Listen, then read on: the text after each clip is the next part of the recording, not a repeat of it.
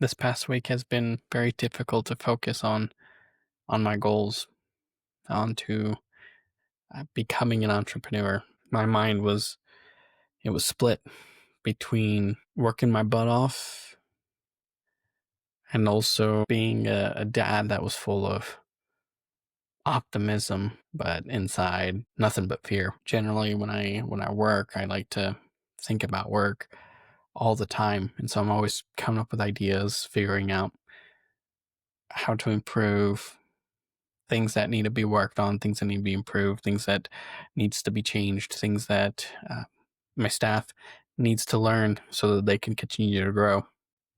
This past week has been difficult to do that. We sold our home. We sold it this past Wednesday, July 2nd, and it was a rough one.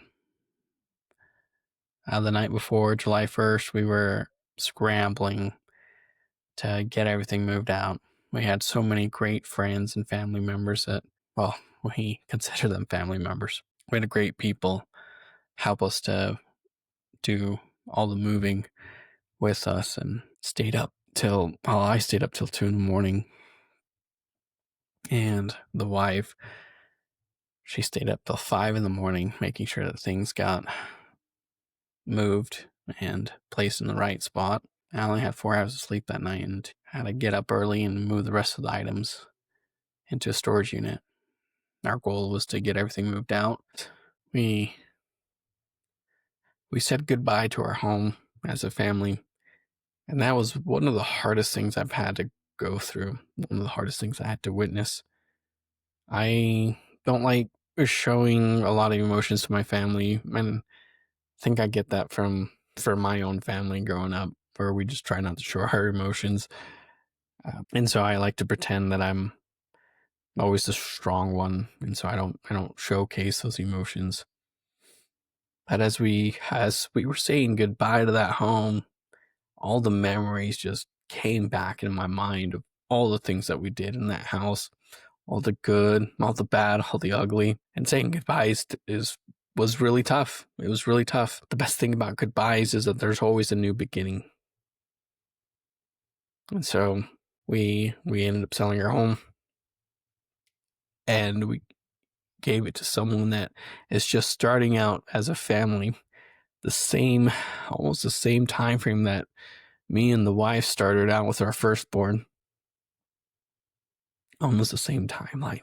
And so we know that that house is going to be a wonderful, wonderful home for that family, and we were gracious.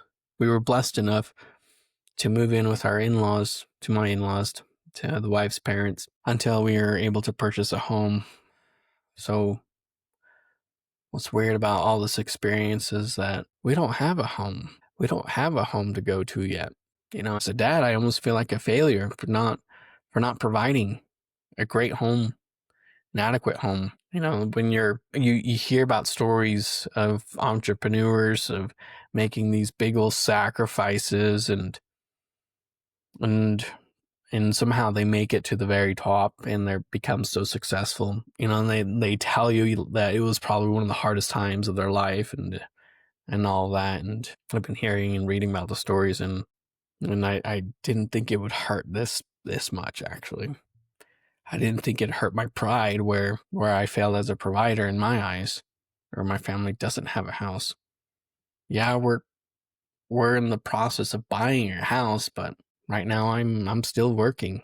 In fact, I'm staying at a friend's place, and I'm grateful for their hospitality. I'm so grateful for the hospitality. And it's kind of hard because then this morning I had to say goodbye to my children again, and they asked the question, when are we going to see you? I won't be able to see them until this weekend. Today's Monday, so that's 5 days, 4 days. I guess this is part of the sacrifices that you make becoming an entrepreneur. Sacrifice at home, sacrifice family time. It's I'm excited to see what happens next. I'm excited to see what's gonna take place this upcoming week. I'm gonna do what I can to focus on work and make sure that we have a game plan, because by golly, last week I could not focus at all. I was definitely focused on on making sure that our home was in a sellable condition, in a great sellable condition. And we also had the 4th of July, so that also made it pretty difficult to think about work. So my goal this week is to work on marketing and to create a plan for the rest of the year. That way I don't have to focus, lose sight of my goals again. That's why I'm always thinking about what I need to do next. So this week is writing down my plans, sales wise and marketing for the rest of the year. So we'll see how it goes, and I'll let you know by the end of the week how that all turns out. Now, if you're building something from scratch, or you're just like me, just starting to walk around without a roadmap or even a safety net, go ahead and subscribe and follow this journey, and let's keep pushing forward. This is not plan B. I'll see you next week.